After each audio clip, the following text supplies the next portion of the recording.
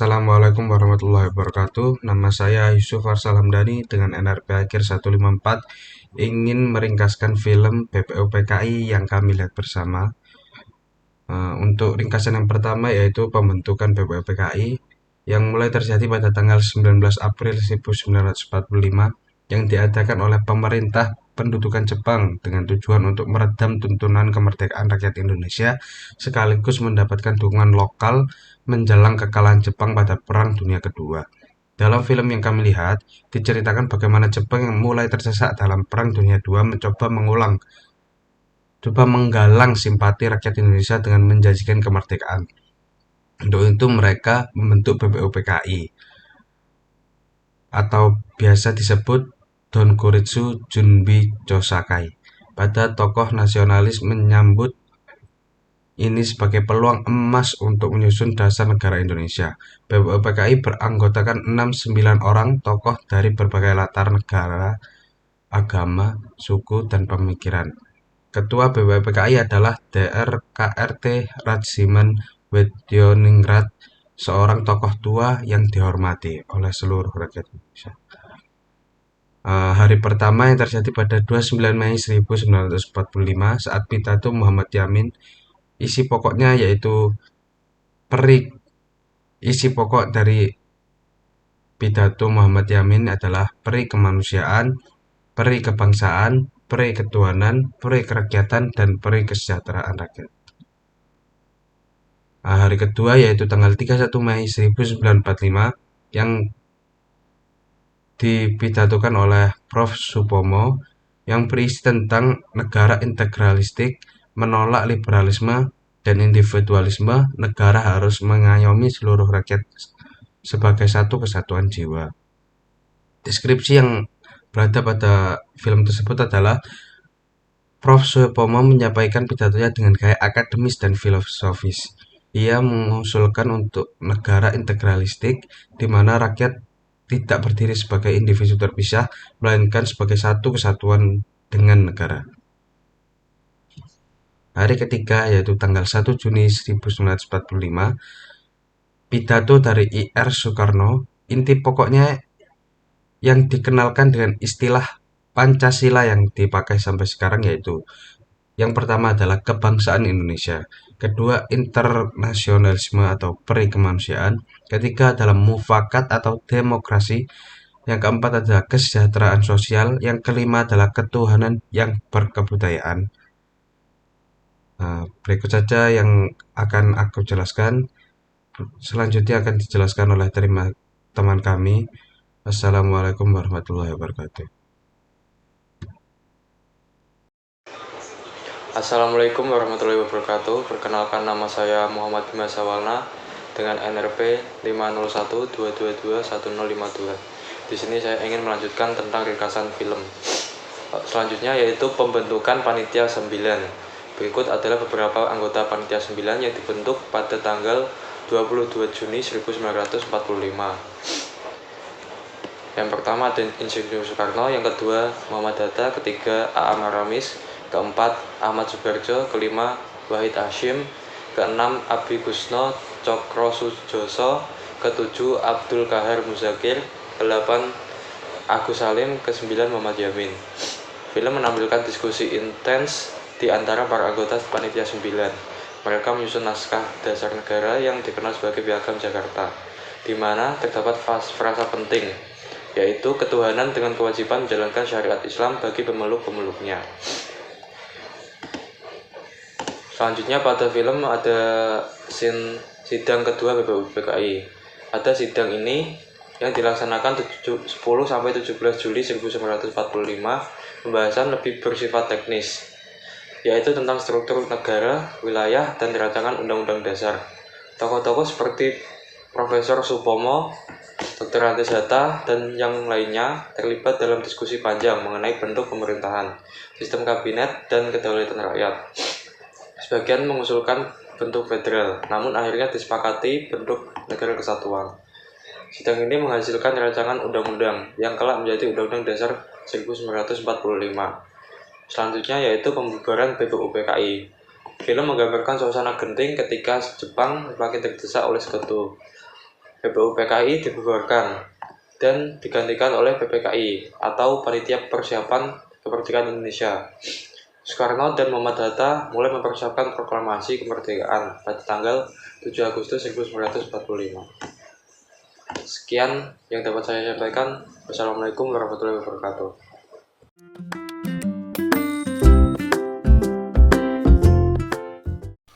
Halo semuanya, perkenalkan saya Arya Bima Putra Prakoso dari Departemen Teknik Sipil NRP 501-222-1039. Pancasila adalah dasar negara Indonesia. Tapi tahukah kamu, perumusan Pancasila bukan hanya proses politik, tapi juga mencerminkan kondisi sosial masyarakat Indonesia pada masa menjelang kemerdekaan. Yuk kita bahas dari sisi sosial, kenapa dan bagaimana Pancasila dirumuskan. Pada tahun 1945, Indonesia masih dijajah oleh Jepang. Pada saat itu, rakyat menderita. Tapi semangat kemerdekaan terus tumbuh. Dalam situasi itu, Jepang membentuk BPUPKI, yaitu Badan Penyelidik Usaha-Usaha Persiapan Kemerdekaan Indonesia sebagai bentuk janji kemerdekaan bagi Indonesia. Tetapi di balik itu semua, ada agenda yang besar. Bangsa ini harus punya dasar negara. Indonesia adalah bangsa yang sangat majemuk. Ada berbagai suku, agama, bahasa, dan budaya. Tantangan sosial saat itu adalah bagaimana kita bisa menyatukan semua perbedaan itu dalam satu kesepakatan bersama. Halo, perkenalkan nama saya Reza Rizky Usman dari Departemen Teknik Sipil dengan NRP 501-222-1050. Dalam sejarah perumusan Pancasila terdapat tantangan-tantangan sosial, yaitu bagaimana menyatukan semua perbedaan itu dalam satu kesepakatan bersama. Disinilah muncul tokoh-tokoh penting seperti Muhammad Yamin, Supomo, dan Soekarno. Mereka semua memberikan usulan dasar negara yang pada intinya mencerminkan harapan rakyat yang saat itu ingin merdeka, bersatu, dan hidup adil dalam keberagaman. Soekarno lalu menyampaikan pidatonya pada 1 Juni 1945 yang dikenal sebagai lahirnya Pancasila. Lima sila itu bukan hanya hasil pemikiran, tapi juga respon terhadap realitas sosial, adanya kelompok Islam, nasionalis, hingga golongan minoritas. Pancasila adalah titik temu. Nilai-nilai sosial seperti gotong royong, toleransi, keadilan, dan musyawarah semuanya sudah hidup di masyarakat. Pancasila hanyalah cara merumuskannya dalam bentuk dasar negara. Jadi, dari sejarah perumusan Pancasila, kita belajar bahwa dasar negara ini bukan lahir dari ruang kosong. Ia lahir dari situasi sosial yang kompleks, dari semangat persatuan di tengah perbedaan.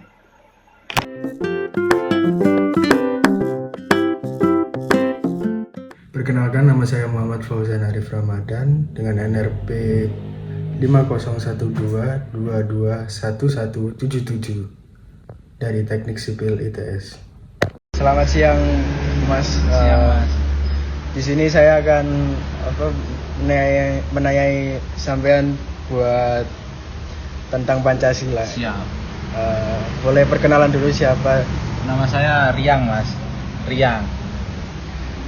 Untuk pertanyaan pertama, mungkin kapan dan di mana Pancasila itu dirumuskan? Seingat saya, Pancasila itu dirumuskan oleh PPKI pada tanggal 18 Agustus 1945 di Gedung Pancasila. Oke. Untuk pertanyaan kedua, kira-kira nih yang diketahui oleh Mas aja, siapa aja nih yang merumuskan Pancasila? Ada Soekarno, Hatta, Muhammad Yamin, Agus Salim. Udah, Mas, ingat saya itu aja. Oke. Dan lain-lain. Siap. Terima kasih banyak, Mas. Siap. Perkenalkan, nama saya Rahmat Setiarunandar dengan NRP 501-222-1055. Permisi Mas, sebelumnya dengan Mas siapa? Nama saya Amin Ato Ardiansyah, bisa dipanggil Ato. Oke. Untuk Masnya sendiri pernah dengar pidato Bung Karno pada tanggal 1 Juni 1945 nggak? Lupa ingat sih, Mas. Oke. Terus mungkin Masnya seingat Mas isi dari pidato Bung Karno itu apa aja? Kalau nggak salah sih, kalau pidatonya itu kan cikal bakal dari Pancasila, perumusan Pancasila. Setahu saya itu ada 5 prinsip. Yang pertama itu kalau nggak salah kebangsaan. Kedua itu internasionalisme atau perikemanusiaan. Yang ketiga itu ada mufakat atau demokrasi. Yang keempat itu kesejahteraan sosial. Sama yang terakhir itu yang dipakai di Pancasila sekarang, Mas, ketuhanan yang Maha Esa. Perkenalkan, nama saya Danang Bia Prasetyo dengan NRP 501-222-1127. Terima kasih. Visi Mas, dengan siapa? Mas Hasnin. Oke, saya akan menanyakan pertanyaan berupa pengetahuan umum tentang Pancasila. Apa perbedaan rumusan Pancasila dari Piagam Jakarta dan pembukaan UUD 1945? Perbedaan yang signifikan itu di sila pertamanya, Mas. Jadi kalau di Piagam Jakarta itu disebutkan ada kewajiban untuk memeluk syariat Islam. Kalau di UUD 1945 itu dinyatakan ketuhanan yang Maha Esa, jadi lebih secara general. Oke, terima kasih Mas Senin. Perkenalkan, nama saya Muhammad Rizadul Iban dengan NRP 501-222-1004 dari Departemen Teknik Sipil. Dengan Mas siapa, Mas? Mas Taufik. Oke, saya mau tanya, Mas. Dengan terciptanya perumusan Pancasila, menurut Mas, apakah nilai-nilai Pancasila masih relevan pada kehidupan masyarakat saat ini? Ya, menurut saya masih relevan ya, karena Pancasila ini sebagai dasar negara Indonesia dan menjadi ideologi dan atau pedoman kehidupan bangsa dari masyarakat. Selain itu juga Pancasila ini bersifat dinamis, di mana terdapat beberapa sila itu yang dapat menjaga keberagaman yang ada di Indonesia. Seperti itu sih. Oke, terima kasih, Mas.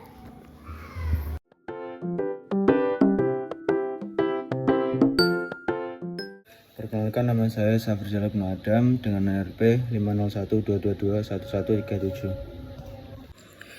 Berdasarkan hasil wawancara yang telah dilakukan, dapat disimpulkan bahwa narasumber memberikan kontribusi informasi yang sangat berharga dalam memahami topik yang dibahas, yaitu analisis sosial mengenai sejarah perumusan Pancasila.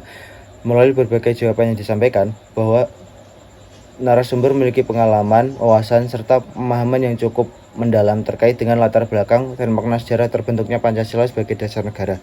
Dari wawancara ini, ditemukan beberapa poin penting yang menjadi sorotan utama. Pertama, mengenai sejarah terbentuknya Pancasila yang menunjukkan bahwa topik ini telah cukup dikenal dan dipahami oleh sebagian besar kelompok mahasiswa. Hal ini menjadi indikasi bahwa proses internalisasi nilai-nilai sejarah dalam lingkungan akademik masih berjalan dengan baik. Kedua, mahasiswa secara umum masih memiliki pemahaman yang cukup baik mengenai nilai-nilai yang terkandung dalam Pancasila serta asal-usul perumusannya. Hal ini menunjukkan bahwa meskipun perkembangan zaman terus berlangsung, memori kolektif dan kesadaran historis mahasiswa terhadap dasar negara masih tetap terjaga. Semua temuan ini mengarah pada pemahaman bahwa mahasiswa, sebagian dari generasi muda, masih memiliki kesadaran bahwa terhadap nilai-nilai terbentuknya Pancasila. Ini menjadi sinyal positif bahwa upaya penanaman nilai-nilai Pancasila melalui pendidikan dan sosialisasi tidak sepenuhnya tergerus oleh perkembangan zaman dan globalisasi. Dengan demikian, wawancara ini tidak hanya memberikan gambaran yang lebih komprehensif terhadap isu-isu yang dibahas, tetapi juga memperkuat temuan dari berbagai sumber lain yang telah dianalisis sebelumnya. Harapannya, hasil wawancara ini dapat menjadi salah satu pertimbangan atau referensi yang bermanfaat untuk penelitian lebih lanjut mengenai sejarah pemahaman sejarah terbentuknya Pancasila, khususnya di kalangan generasi muda seperti mahasiswa. Terima kasih kami sampaikan. Wassalamualaikum warahmatullahi wabarakatuh.